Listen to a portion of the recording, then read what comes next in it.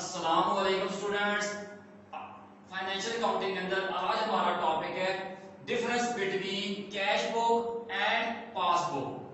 Cash book और passbook में फर्क क्या है। जब कभी भी कंपनी या कोई बंदा बैंक के पास अकाउंट ओपन करता है अपना, यानी बैंक के पास अपना अकाउंट खुलवाता है, खाता खुलवाता है, तो बैंक उसे दो तरह की बुक्स देता है। एक को बोलते हैं चेक बुक और एक को कहते हैं पासबुक। हम क्या कर रहे हैं, हम उस पासबुक का देखते हैं, उस पासबुक में और कैश बुक जो बिजनेस खुद बनाता है उसमें फर्क क्या है। तो पासबुक ऐसी बुक होती है जो जिसके अंदर रिकॉर्डिंग बैंक करता है, ठीक है, मगर रहती कस्टमर के पास है। ठीक, रिकॉर्डिंग कौन करता है, बैंक करता है, उसके अंदर लिखाई बैंक करता है, रहती कस्टमर के पास है। कस्टमर क्या करता है कि एक खास टाइम के बाद बैंक के पास जाता है, पासबुक लेगा, बैंक उसके अंदर रिकॉर्डिंग करके दोबारा कस्टमर को वापस कर देता है। ठीक है, फर्ज करते हैं कि बैंक ने कस्टमर को पासबुक दी हुई है, तो बैंक और कस्टमर हर महीने के एंड पे बैंक के पास पासबुक लेकर जाता है।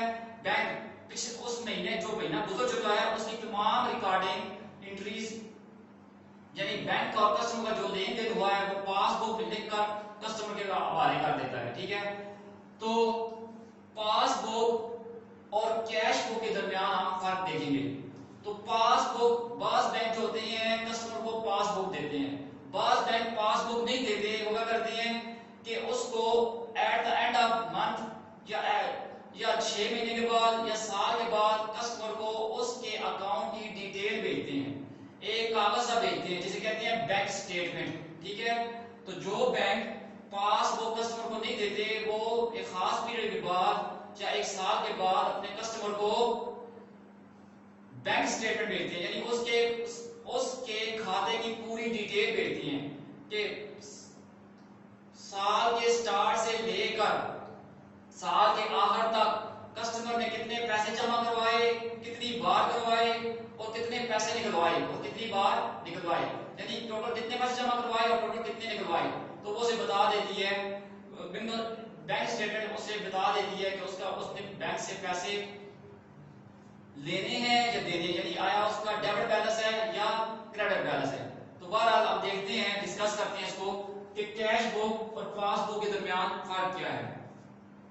अब कैश बुक के अंदर हमें पता है कि the book in which transactions regarded to cash are recorded, मगर हम यहाँ पे क्या करेंगे कि कैश बुक के अंदर, ये कैश बुक है, हमने 2 कॉलम कैश बुक बनाई हुई है, 3 कॉलम कैश बुक भी बनाई हुई है। तो हम फर्ज करते हैं ये कैश बुक है, ठीक है, तो कैश बुक में यहाँ पे जो ये कैश का कॉलम था ये बैंक का था, इस साइड पे भी एक कैश का था और ये बैंक का था, यहाँ पे डिस्काउंट अलाउड का था, यहाँ पे डिस्काउंट रिसीव का था। ठीक है, तो हम इस कैश बुक का जो बैंक कॉलम है, बैंक कॉलम दोनों साइडों वाला, हम उसको डिस्कस कर रहे हैं। ठीक है, तो कैश बुक के किसको डिस्कस कर रहे हैं, हम बैंक कॉलम को सिर्फ डिस्कस कर रहे हैं। तो कंपैरिजन कर रहे हैं, मुवाजना कर रहे हैं कैश बुक का पासबुक के साथ। तो ये कहता है आपसे कि it is written by depositor. ठीक है, कैश बुक क्योंकि कंपनी वालों के पास होती है तो लिहाजा डिपॉजिटर से लिखता है, कंपनी वाले से लिखते हैं, कंपनी का अकाउंटेंट से लिखता है। It is written by bank but remains in depositor's position, लिखता बैंक है पासबुक को, मगर किसकी पास रहती है, ये किसकी मलकियत में रहती है, ये डिपॉजिटर की मलकियत में रहती है। ठीक है, जैसे अभी हमने बात की कि एक खास इंटरवल के बाद डिपॉजिटर ये पासबुक बैंक के पास लेकर जाता है, बैंक उसके अंदर रिकॉर्डिंग करके वापस कर देता है कस्टमर को, डिपॉजिटर को। Number 2, money deposited is recorded on debit side and withdrawn credit side, withdrawn on credit side. तो जब हम पैसा बैंक में जमा करवाते हैं, फर्ज करते हैं कि ये कैश बुक है, ठीक है, ये उसकी डेबिट साइड है, ये क्रेडिट साइड है, और ये उसका बैंक कॉलम है। ठीक है, सिर्फ बैंक कॉलम को उठा रहे हैं हम, बैंक कॉलम, लेफ्ट साइड वाला भी, राइट साइड वाला भी। अब जब हम पैसा बैंक में जमा करवाएंगे तो हम क्या एंट्री करेंगे, बैंक टू कैश। ठीक है, तो यहाँ पे बैंक वाले कॉलम में फर्स्ट करते हैं 200 रुपये आपने जमा करवा दिए, तो बैंक डेबिट करेगा। Money deposited is recorded on the debit side. जब पैसा बैंक में जमा करवाएंगे तो डेबिट साइड पे लिखेंगे कैश बुकिंग हम, यानी depositor, and withdrawn on credit side. और जब पैसा निकलवाएंगे तो क्रेडिट साइड पे लिखेंगे। बैंक वाले फर्ज करते हैं कि पासबुक की शक्ल ऐसी है। ठीक है, ये भी फर्जी बात है, ये डिपॉजिटर्स या पासबुक की, ये पासबुक है, आप इसे डिपॉजिटर अकाउंट भी कह सकते हैं, डिपॉजिटर का खाता बैंक के पास। ठीक है, चलिए ये निकालें कि डिपॉजिटर्स या कस्टमर्स अकाउंट। पासबुक क्या होती है, पासबुक क्या होती है, copy of a ledgers, ledger balance.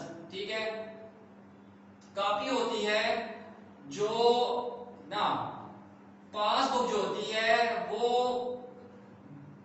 Bank के पास कस्टमर का या डिपॉजिटर का जो अकाउंट होता है उसकी कॉपी होती है। बैंक के पास एक लेजर होता है जिसके अंदर उसके मुख्तलिफ तमाम के तमाम कस्टमर्स के या डिपॉजिटर्स के अकाउंट होते हैं। इसी तरह डिपॉजिटर का अकाउंट, हर डिपॉजिटर अकाउंट बैंक के अंदर लेजर में मौजूद होगा, बैंक के लेजर में मौजूद होगा। तो पासबुक असल में उस लेजर के अंदर उस कस्टमर का जो अकाउंट है उसकी कॉपी होती है, यानी कस्टमर के अकाउंट की कॉपी जो है वो पासबुक होती है। तो इस फर्ज करते हैं डिपॉजिटर अकाउंट है, अली का अकाउंट है बैंक के पास, तो अली ने क्या किया, और इसी को आप पासबुक कहते हैं। ठीक है, अली ने क्या किया कि 200 रुपया बैंक में जमा करवाया और अपने पास बैंक को डेबिट किया। जब पैसे बैंक के पास जमा होंगे तो बैंक अली को क्या करेगा, 200 के साथ क्रेडिट करेगा।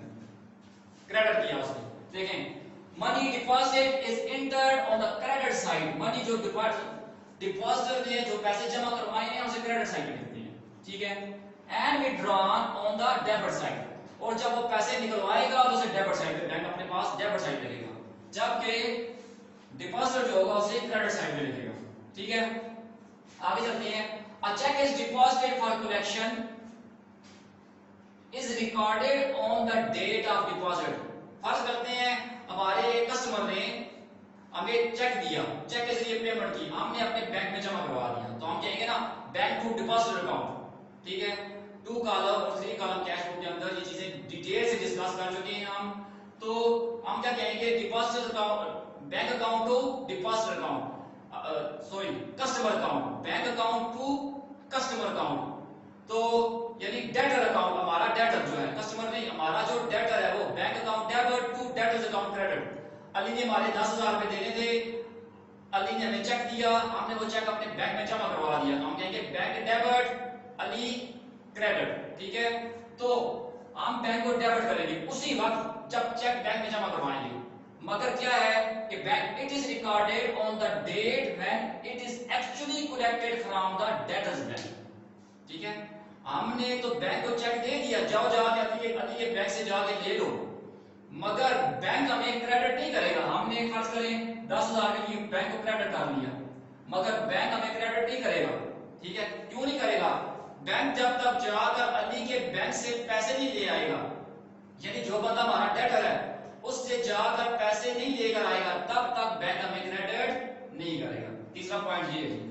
फोर्थ पॉइंट है, a cheque when issued to a creditor is recorded on the debit on the date of issue. ठीक है, चेक जब, जिस दिन चेक, देखें, a check when issued to a creditor is recorded on the date of issue। Cheque जब अपने creditor को हम देंगे तो जिस वक्त देंगे उसी वक्त हम अपने पास कैश बुक में लिख लेंगे कि हमारे बैंक से पैसा गया। फर्ज करते हैं हम कहते हैं payment made to Amjad by cheque ₹300। Amjad को हमने पैसे देने थे, उसको दिए, अमजद को डेबिट करेंगे, बैंक को क्रेडिट करेंगे। ठीक है, 300 रुपए के लिए हमने यहाँ पे लिख दिया। क्या अब हमने जैसे ही चेक दिया, हमने कैश बुक के अंदर लिख दिया कि हमारा अकाउंट, हमारे अकाउंट में से पैसा गया, मगर बैंक क्या करेगा, it is recorded when it is paid to the creditor. Bank तो उस वक्त अपने पास रिकॉर्डिंग करेगा जब क्रेडिटर क्या करेगा, चेक लेकर, जिस बंदे को हमने चेक दिया है वो हमारे वाला चेक लेगा, बैंक हमारे बैंक के पास जाएगा, आगे बैंक उसे पैसे देगा, तब बैंक हमें क्या करेगा, डेबिट करेगा। ठीक है, कितने का था, 300 का, तो तब हमें जाके बैंक डेबिट करेगा, अदरवाइज नहीं करेगा। ठीक है, हमने बैंक को क्रेडिट कर दिया, यानी हमारे बैंक से पैसा गया, जब उस बंदे ने जाकर बैंक से असल में पैसा निकलवाए तब बैंक हमें डेबिट करेगा। नहीं तो बैंक को ऐलान तो नहीं हुआ कि आपने चेक लेकर दे दिया है और इधर हमने एंट्री की और फटाफट बैंक क्या करे, डेबिट कर ले हमें ना। जब तक कि हमारे अकाउंट में से पैसा निकलता नहीं है बैंक हमें डेबिट कर ही नहीं सकता। ठीक हो गया। फिफ्थ पॉइंट है when left side is greater than right side of cash book, difference is known as debit balance। जब लेफ्ट साइड राइट साइड से बड़ी होगी, इधर से देख लीजिए कितना है जी, 10,200 बन गया। 10,200 में से हमने क्या किया कि ये निकाल लिया। ठीक है, तो बैलेंस कितना आ जाएगा आपके पास, 9,900। ठीक है, तकरीबन इतना ही है, तो ये आ गया। जब लेफ्ट साइड कैश बुक की राइट साइड से बड़ी होगी तो डिफरेंस राइट साइड पे आएगा, मगर this difference is known as debit balance. इस डिफरेंस को डेबिट बैलेंस कहा जाएगा। इसी तरह अगर बैंक के साथ हमारा कोई मुआहदा हो चुका है कि हम बैंक से ओवरड्रा करेंगे, अब यानी जितना पैसा जमा करवाया हुआ बैंक से वो नहीं, उससे थोड़ी रकम ज्यादा निकलवाएंगे, तो लाजमी बात है, फर्ज करते हैं कि हमने बैंक से क्या किया जी, 11,000 रुपए निकलवा लिए। ठीक है, हमारे अकाउंट में थे 10,200, तो बैलेंस कितना हो जाएगा, इधर आ जाएगा बैलेंस कितना, 800 का बैलेंस कैरी डाउन। ठीक है, ये 800। तो ये बैंक कैश बुक की क्रेडिट साइड बड़ी है, डिफरेंस 800 का जो है वो डेबिट साइड पे आ रहा है। ठीक है, तो इसको बोलते हैं credit balance. when right side of यानी credit side of cash book bank column is greater than left side of cash book bank column, the difference is known as credit balance. जब कैश बुक की right side, bank side हो या cash book, ठीक है, cash book की right side वाला bank का column, उसका बैलेंस जब लेफ्ट साइड वाले बैंक के कॉलम के बैलेंस से ज्यादा होगा तो डिफरेंस डेबिट साइड भी आएगा, लेफ्ट साइड भी आएगा, मगर इसको बोलेंगे क्रेडिट बैलेंस। ठीक है, हाँ जी, when left side is greater than right side of cash book, difference is debit balance, it shows cash at bank and credit balance shows bank overdraft।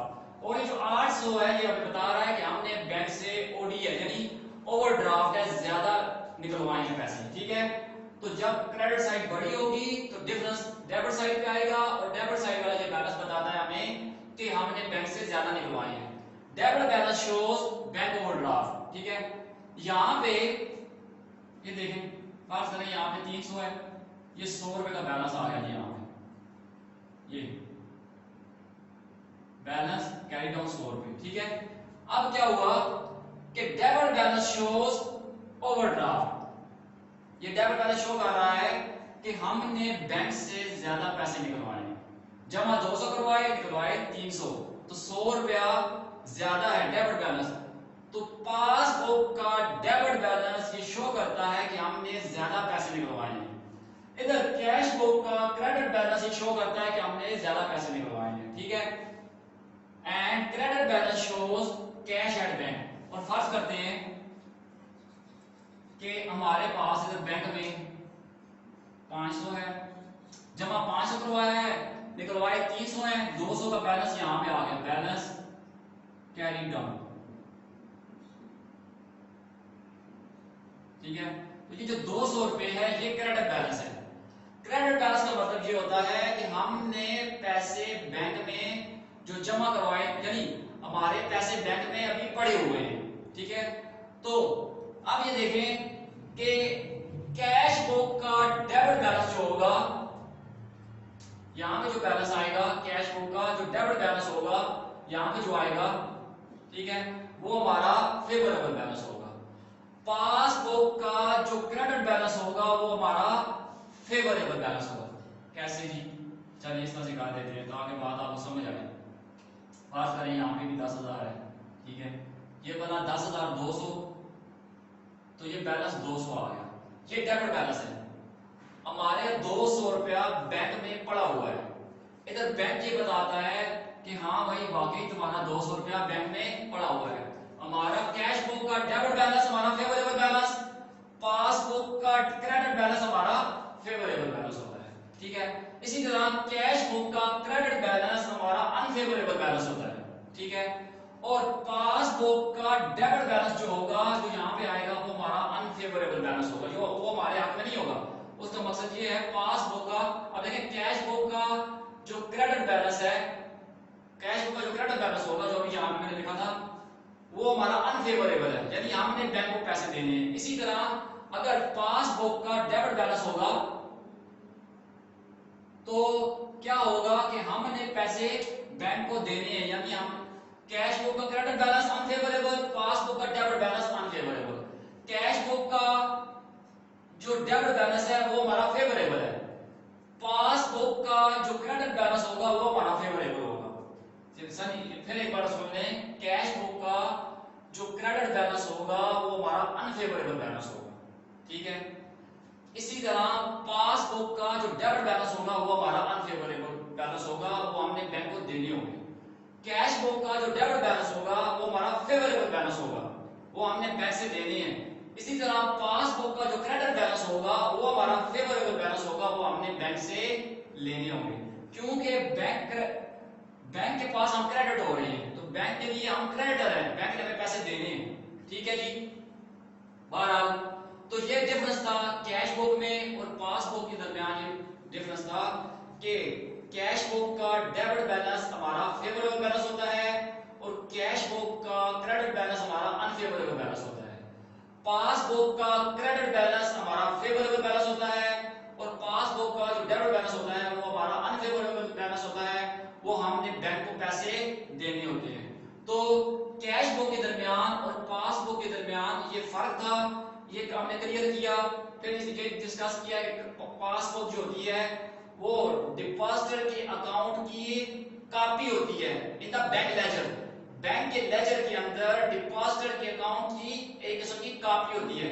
अगर बैंक कस्टमर को खाता खोलते वक्त पासबुक नहीं देता तो फिर वो एक खास इंटरवल के बाद कस्टमर को, डिपॉजिटर को उसके अकाउंट की इंफॉर्मेशन देता है in the form of bank statement. Bank statement की फॉर्म में वो उनको मंथली या बाई एनुअली यानी 6 महीने के बाद या एनुअली वो उसको क्या करता है, इंफॉर्मेशन देता रहता है बैंक स्टेटमेंट की फॉर्म में, ठीक है।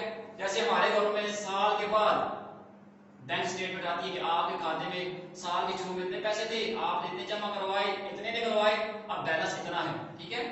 तो पासबुक का पता चला। कैश बुक, कैश बुक के अंदर जो है हम सिर्फ और सिर्फ बैंक कॉलम को डिस्कस कर रहे हैं, इसके साथ जो कैश कॉलम है वो भी डिस्कस नहीं कर रहे, और जो डिस्काउंट वाला कॉलम है, डिस्काउंट रिसीव इधर, डिस्काउंट अलाउड इधर, बैक साइड पे, वो भी डिस्कस नहीं कर रहे। हम सिर्फ कैश बुक का अकाउंट वाला कॉलम डिस्कस कर रहे हैं और इधर पासबुक को हम डिस्कस कर रहे हैं। और कैश बुक और पासबुक के दरमियान हमने फर्क देखा कि इसको लिखता कौन सा है, रहती किस किस के पास है, ठीक है जी।